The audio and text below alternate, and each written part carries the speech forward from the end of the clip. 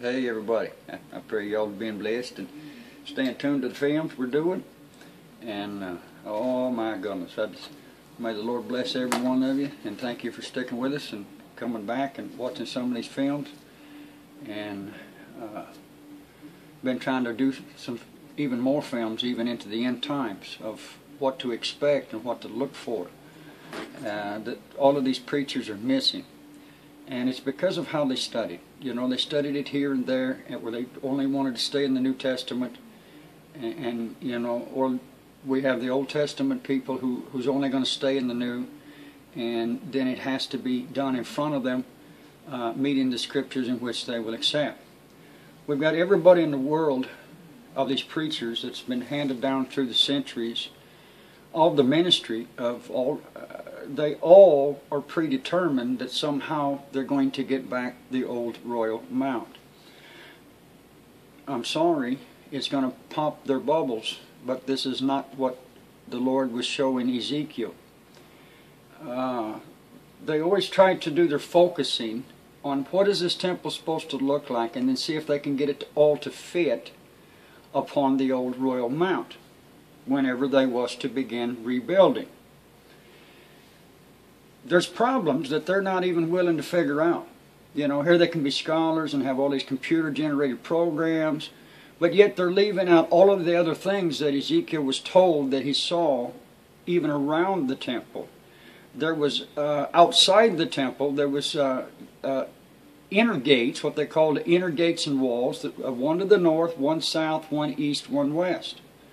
Those were outside, with the temple sitting in the center. There was also what was known as what was called outer walls that stretched way, way out there. And within those outer walls was gates to be set, 3 to the north, 3 to the south, 3 east, 3 west. They can't do all of this from the old downtown mount. Sorry, the Mount of Olives is sitting right beside them. The Dead Sea is sitting over there on the other side of the Mount of Olives. There's nowhere for these walls to go through in meeting the scriptures of Ezekiel as what Ezekiel saw. It is amazing how the Lord has hid some of the most perfect knowledge and understanding. It's laid right there under their own noses the whole time.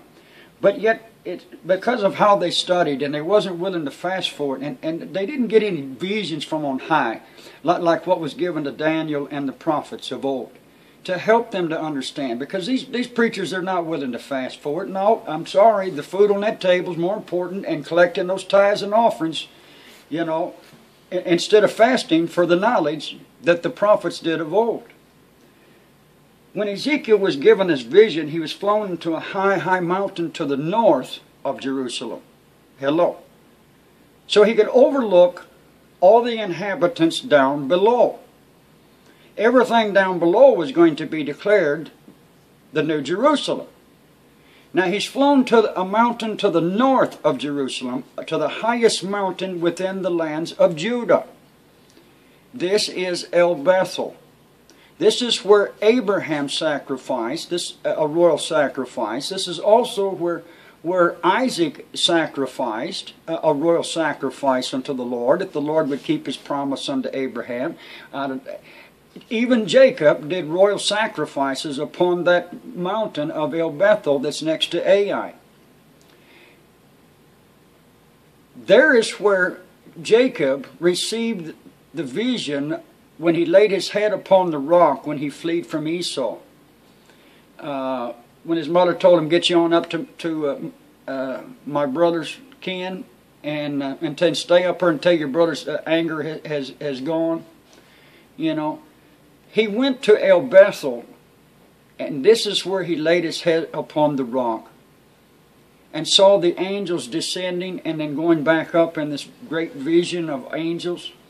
And when he woke up, he anointed the rock. And he told the Lord, he said, if you will return me and keep the promise unto me, here shall the house of my God stand. There's never been a temple on top of that mount all these years. Well, they tried a couple of times, at least once back in the days of the kings. And then it was prohibited because there was only to be one royal mount and one temple. for all of the tribes of Israel, but yet the tribes had been separated when the 10 tribes was separated to the north after King Solomon died. They pay no attention to Ezekiel's vision close enough, because they're always spiritualizing all of these things, and you can spiritualize it in any way you want, and it will work in many ways in spiritualizing things into the people and the Spirit of the Lord and springs of living water, all of that. But they don't pay attention to what Ezekiel saw and what the angel of the Lord showed him, and where was he standing when the Lord flew him to a high mountain unto the north. This is El Bethel. This mountain overlooks Jerusalem, and everything below that mountain to the south was all to be declared Jerusalem. Many of us have been in the mountains, and you can see for miles and miles down below. This is where Abraham received the covenant, where he could see the given seas in every direction that he turned. You turn to the north, you could easily see the Sea of Galilee. You turn back to the west, from the top of that mountain, you can easily see the Mediterranean Sea. You turn straight to the south and look over the inhabitants of Jerusalem down below, and you keep looking, and right down there, way down there, you can see the Gulf of Aqaba. You turn over to your east and just look down to your left, and now you see what is called the Dead Sea. This is where Abraham received the royal covenant. And this is where the 3 Abraham, Isaac, and even Jacob, Abraham's grandson, done royal sacrifices. This is where he received this vision. And this is where Ezekiel has been flown to a high mountain to the north, overlooking the inhabitants below. All of these people are predetermined that somehow they're going to get back the old mount. Well, I'm sorry. It's not going to happen. They're just all predetermined.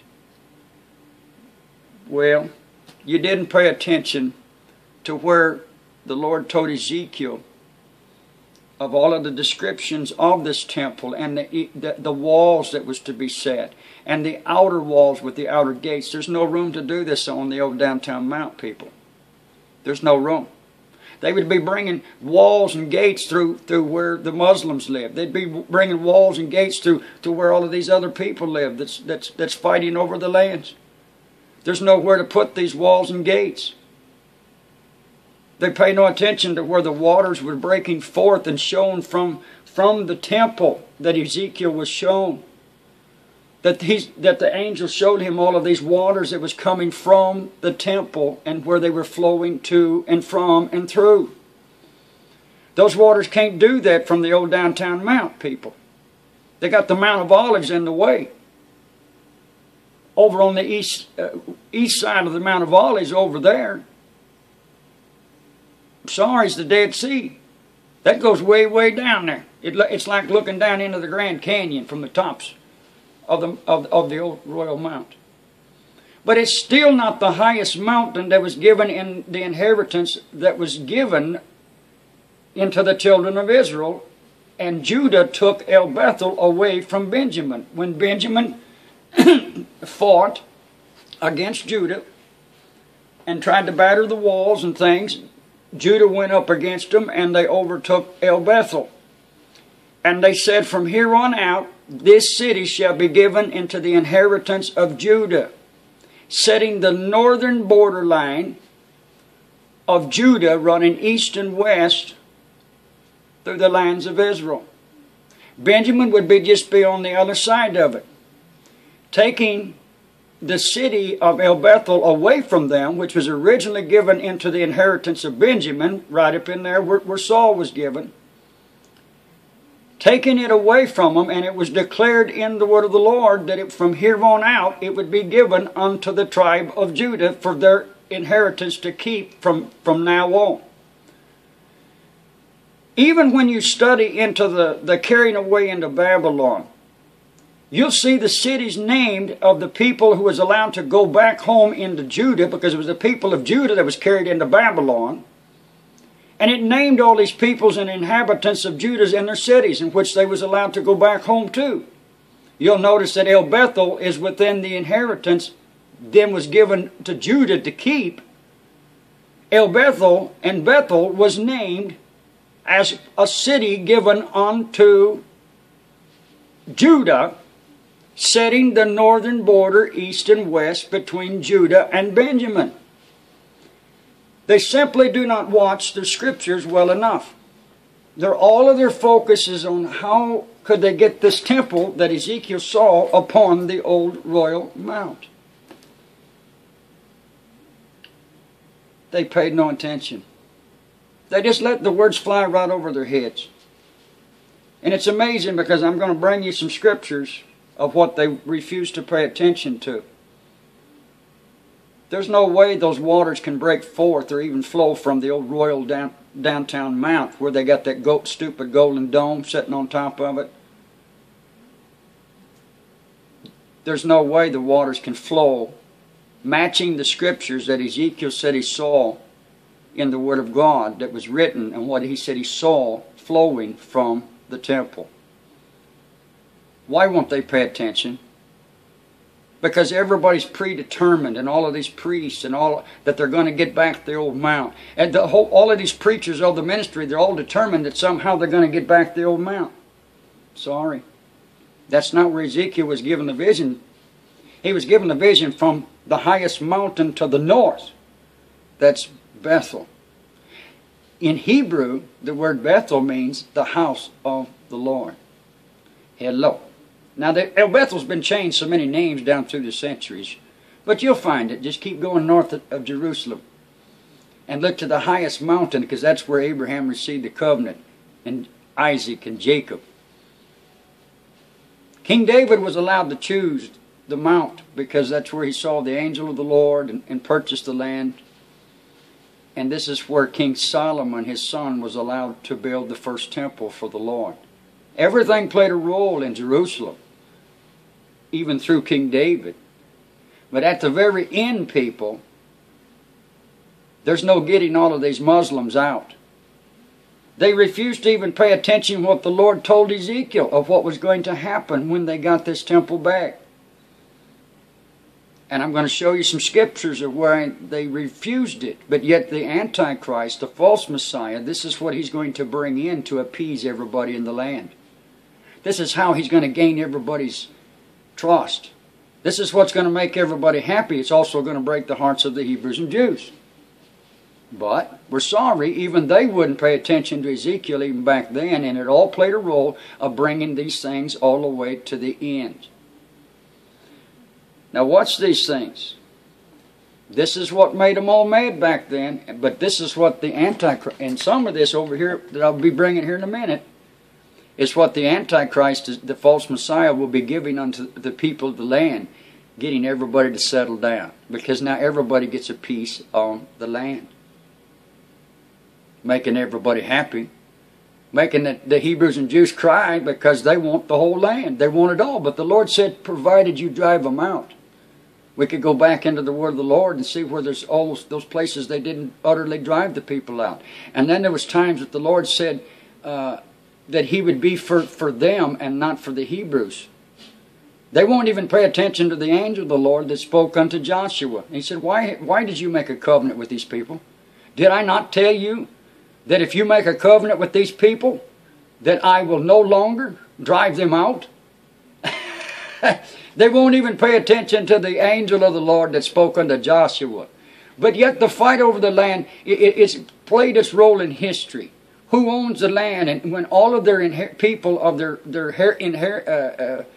lineages was all within those lands, all those thousands and thousands of years ago, and now they're all back in there again. All these years. Fighting over the land. But you see, when Israel finally gets their temple back, we are to support them all of the way. And always pray for Israel until they begin rebuilding that temple. Sorry, we love you. But when they rebuild this temple, there's not going to be anything holy royal about it. It's because the Antichrist is going to reign from it, the false Messiah, in which they're going to fall for. Because he's met those scriptures in front of him, in front of them. They know that their Messiah must die and rise again. They're not willing to hear anything that's in the new. And the Lord's going to give them everything that they've cried out for and begged for all these years. He's going to give them the most perfect snare and trap. They're going to fall for it, and so is the world. These preachers are all predetermined that somehow they're just going to get back to the old mount. I'm sorry. That's not where Ezekiel got his vision from. That's not where he was at when he was flown to the highest mountain to the north and was shown the temple. And everything around it, including the waters that flowed from the temple. Now let me show you some key things. Look at Ezekiel chapter 47. If you got your Bibles, I use the King James. I'm not going to use anybody else's. Nope, I like my King James. Sorry. In Ezekiel chapter 47, it says, "Afterwards he brought me again unto the door of the house, and behold, waters issued out from under the threshold of the house eastward. For the forefront of the house stood towards the east, and the waters came down from the right side of the house, at the south side of the altar. Then he brought me out of the way of the gate northward." You see, we got to have some gates, people. "Then brought me out the way of the gate northward, and led me about the way without the utter gate," meaning the far gate, the outer one. Remember, there's supposed to be 3 gates to the north, 3 south, 3 east, 3 west. Where they going to put that on the old downtown mount? They can't. There's only one spot in the world that this stuff's going to fit, people. There's only one place in the world that these waters are going to break forth from, so it matches the vision of Ezekiel. They can't do that from downtown. They're sitting too low in the elevations. But the mountain to the north, they can. Meeting Ezekiel's scriptures of what he said he saw and was told to record and write down. "Then he brought me out from the way of the outer gate northward, and led me about the way without unto the utter gate," meaning the outer one, "by the way that looketh eastward. And behold, there ran out waters on the right side." "And when the man had a line in his hand and went forth eastward, he measured 1,000 cubits, and he brought me through the waters. The waters were to the ankles, and he measured 1,000 and brought me through the waters, and the waters were to the knees. And he measured 1,000 and thousands and brought me through the waters, and the waters were to the loins." This is the River Jordan, people. The waters, if it broke forth from the old mount, we got the Mount of Olives in the way. And then that water's going to eventually go right over around that mount to the bottom of it, and it's still going to drop off in the Dead Sea. Sorry, you got the wrong spot, people. This mountain's to the north, because these waters are dropping off over into the River Jordan. Jordan is above the river that flows down into the Dead Sea, people. Hello. You don't know your elevations, and you don't know your mountain ranges over there. You know, it's amazing how you can fly over there and see those elevations and watch the films above it and all the way around it, and you go, wait a minute, those waters can't flow from downtown Old Mount. You can't do that. But it can from the north, from the northern mountain to the north. "And the waters were to the knees, and he measured 1,000. He brought me through. The waters were to the loins. Afterwards he measured 1,000, and it was a river that I could not pass over, for the waters were risen, waters to swim in, and a river that could not be passed over." Oh, when all these waters start flowing, it's just going to really flood the River Jordan. Where's all that water drop off into, people? The Dead Sea. You see, the waters have to come from above to get into the Dead Sea. But yet at the end, that's going to do some different stuff. Oh my goodness. Let's see here. "And he measured 1,000 in the waters to swim in, and could not be passed over." Okay, in verse 6. "And he said unto me, Son of man, hast thou seen this? Then he brought me and caused me to return to the brink of the river. Now when I had returned, behold, at the brink of the river were very many trees on the one side and on the other. Then said he unto me, these waters issued out towards the east country. Pay attention, people. East country. And go down into the desert. Hello. And go into the sea, which bringeth forth into the sea, the waters shall be healed. And it shall come to pass that everything that liveth which moveth whithersoever the rivers shall come shall live, and there shall be a very great multitude of fish, because these waters had come thither. For they shall be healed, and everything shall live, whether the river cometh. Hello. It can't become a river.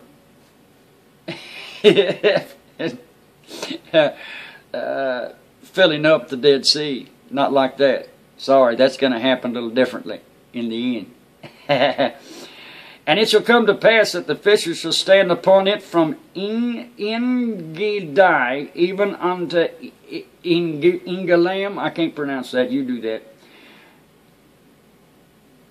They shall be a place to spread forth their nets. Their fish shall be according to their kinds, as the fish of the great sea. Where'd the fish come from, people? Exceedingly many. But the miry places thereof and the marshes thereof shall not be healed. They shall be given unto the salt. You see, for it given unto the salt, it's fallen off into the Dead Sea, people, because it's salt. Oh, for crying out loud. And by the river upon the bank thereof, and on this side and that side, shall grow all these trees and meat, whose leaf shall not fade, neither shall the fruit thereof be consumed.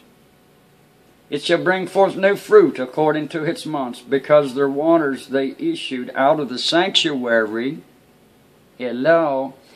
And the fruit thereof shall be for meat, and the leaf thereof for medicines. Hello. Oh my goodness sakes. I've got so many scriptures to show it's unreal. When you start really studying into the rest of the prophets, when they said they saw waters flowing out from under the altar of the royal temple, and where they saw them flowing to and through all those valleys and towns, and that it named. Sorry guys, those valleys and towns are up there to the north, over there and headed over towards the Mediterranean. And when they saw the waters flowing over to the east, it was flowing over around the lands of Jordan and flowing down into the land of Shittim. Shittim? That's over there on the Arabian side, people. You can't do that from the old downtown mount, because we got the Mount of Olives in the way, we got the Dead Sea just to the other side of it, and now we got all those mountain ranges that comes up from the Dead Sea. It can't flow that way. It's got to come up from up above and come back down. Hello, people. Why won't these scholars watch their Bibles and pay attention? But they won't. And if I bring the scriptures, then they go, what? Well, what's the matter with getting it out of the Bible, people? You wasn't willing to fast for it. No, you wouldn't. The food on the table on your belly was more important. But you see, they didn't like the idea that what Ezekiel was told in the word of the Lord, that when this temple was to be rebuilt and put back together and redone in the fashion that the Lord had said, in all this description of the temple and the gates and the outer gates, and where the waters were flowing from, and he was giving them all these new inheritances. He was giving them the inheritance all the way up of all these lands, of increasing their border lines if they would just only do what he told them to do. And they rejected Ezekiel. They said, oh no, we're not going to do that. We're not going to do that. We want our land. We want only the Hebrews and Jews to live here. We want the world to be worshiping our king and coming to our king. Well, they're going to get that in the end. The true king's going to take the throne of David when he rides the white horse, taking the throne of David when he steps upon the Mount of Olives. He's going to ride up into the temple and cleanse it by his very presence with all of the saints. The true king, the King of kings and the Lord of lords, he's going to take it in the end, and it will be of all Israel. It will be the royal people of the Jews and Gentiles that have been brought into the fold. There's no Jew, no Greek with the Lord. But he's going to bring those Jews all the way into the very end, to bring the royal people there to the very end. So they're even rebrought back into the fold during the Great Tribulation when all those things have been set. But they didn't like what the Lord had to say of what they was to do once this was given. Once this was already placed in place. Watch what the Lord had to say. And they didn't like it. In Ezekiel chapter 47,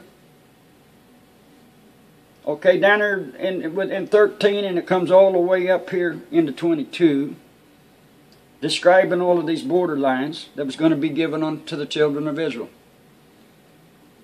And the temple was to be set in the midst of all of the inheritance that he described. Jerusalem isn't the perfect center. El Bethel is. When you find the borderlines to the northern borderlines that was going to be given, and all the way to the south, and draw your line all the way through in every direction you could find, it brings a pinpoint. X marks the spot. El Bethel, and Bethel is the perfect pin. It's the mountain that Abraham received a covenant upon. Isaac and Jacob. Hello. But they didn't like it because what the Lord had to say. Let's look at verse 21 in chapter 47. So shall ye divide this land unto you according to the tribes of Israel. And it shall come to pass that ye shall divide it by lot for inheritance unto you. And to the strangers. Sorry Israel. Sorry Hebrews. The Lord said you're going to have to give them the land, give them some land. Sorry. You see, this is why they didn't like it back then. That's why they rejected it. They didn't want it back then. Oh, they said, no, we want the Hebrews and Jews to be here. We want all these Muslims out. We want all these Islams. We want all these people of all these countries. We want them out of here unless they come under our faith. We want them bowing under our king. We want our king. We want, oh, yeah, well, you're going to get your king. We love you. And we pray, God, we love you. I'd give anything to go to Israel. I really would. I want to see some of this myself. And it shall come to pass, in verse 22, and it shall come to pass that ye shall divide it by lot for inheritance unto you, and to the strangers that sojourn among you. And to the strangers that sojourn among you, which shall beget children among you. And they shall be unto you as born in the country, among the children of Israel. Watch this. They shall have an inheritance with you among the tribes of Israel. Given a promise on not only to Abraham's lineage, that he would have lineages that would be as the stars of heaven that could not be numbered. Ishmael's lineage and all of Esau's and those that survived, that was down through the years, and Lot's all the way being around them. Giving it into all of them, the Jews and the Gentiles, into their whole inheritance of all of the lands of the given lands. They shall have an inheritance with you among the tribes of Israel. You see? They didn't like this. They went, oh, no, Lord. No, we ain't going to listen to this, Ezekiel. You mean we got to give them some of the land? Yep. You're sorry. The Lord said he would be for the Philistines and the rest of them if you didn't obey his word.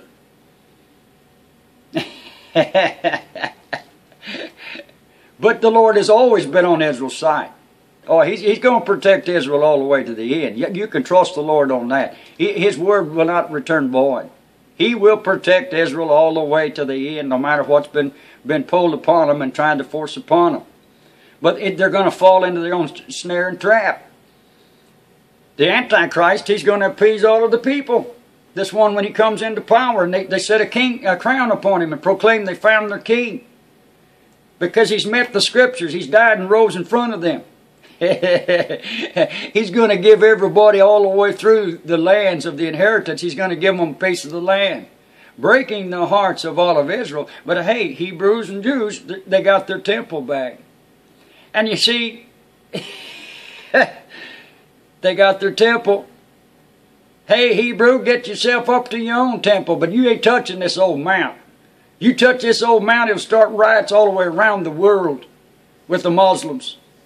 If they even touch that old mount. So the Antichrist, when he comes into play, he's going to appease all of the people, the Muslims, the Islams, all of them. Because it's going to all be declared into the land. Everybody gets an inheritance if they had any. Even the strangers was to be given a piece of the land if they could prove that they was born there. Sorry, guys. They wouldn't accept Ezekiel. They said, "Oh no, we want our land. We want everybody out of here." Hello.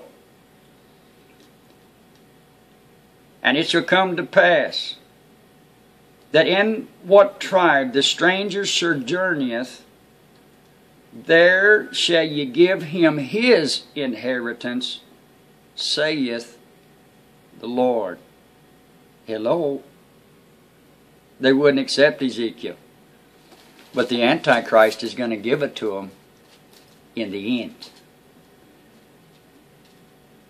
This is how it's going to appease everyone. This is how it's going to get all those Muslims and Islams to settle down. They get a piece of the land. They get to be included in all of their little statehoods and within the lands of the given lands. The Lord gave all of these key secrets, and He was giving them all of the borderlines that He was going to be extending all the way if they would just only do what He told them to do. And they didn't want. They said, "No, we ain't going to do that. We're not going up there. The temple's always been here. It's always been here with King David and Solomon. It's always we ain't going up there." You see? Hello. But they're here in the end. They will. Because it's the only place in the whole world over there that they've got room to set all of the inner gates and the outer gates and walls. They can't do that from the old downtown mount. And those waters, when they break forth from the old downtown mount, they're going to go right off over there around the bottom of the Mount of Olives and drop right off into the Dead Sea. Sorry, it doesn't meet the scriptures where it's going into the river. The river is above the Dead Sea, people. That's the River Jordan that everybody crossed over. Head low, and the waters is flowing over into that. And then all the waters is flowing to the north from the northern gates and breaking off in a great big Y. Oh, you didn't pay attention to these scriptures. You only focused on how to get this temple built and what's it supposed to look like. But there's no room for the gates. There's no room. They can't bring them through somebody else's. Sorry, we got some gates coming through here. Sorry, now you got another fight with the Muslims. Because they flat over covered the lands of the Mount of Olives down below it. It's like they're just flat overrun. There's no way the wall